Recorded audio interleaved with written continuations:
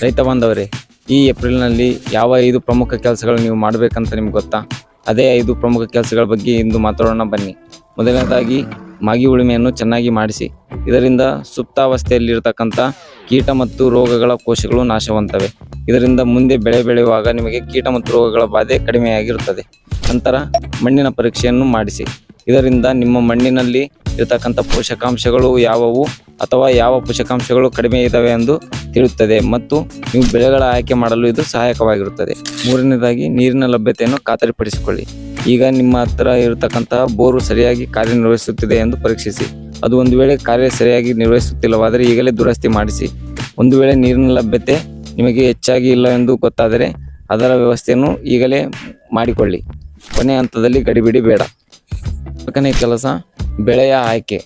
ಸರಿಯಾದ ಬೆಳೆಯ ಆಯ್ಕೆ ನಿಮ್ಮ ಒಂದು ಲಾಭದಾಯಕ ಕೃಷಿಯ ಮೂಲ.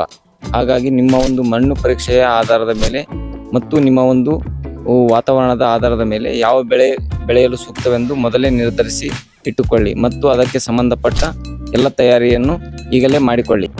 ಕೊನೆಯದಾಗಿ ಕೃಷಿ ಪರಿಕರಗಳ ಆಯ್ಕೆ ಮತ್ತು ಖಾತರಿ.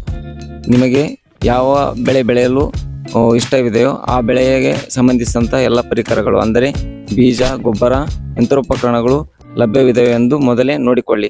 ಒಂದು ವೇಳೆ ಅವುಗಳು ಮುಂದೆ ಮಾರುಕಟ್ಟೆಯಲ್ಲಿ ಲಭ್ಯತೆ ಕಡಿಮೆ ಇರುವುದು ಏನಾದರೂ ಕಂಡು ಬಂದಲ್ಲಿ ಮುಂಚಿತವಾಗಿಯೇ ಖರೀದಿಸಿ ಇಟ್ಟುಕೊಳ್ಳಿ.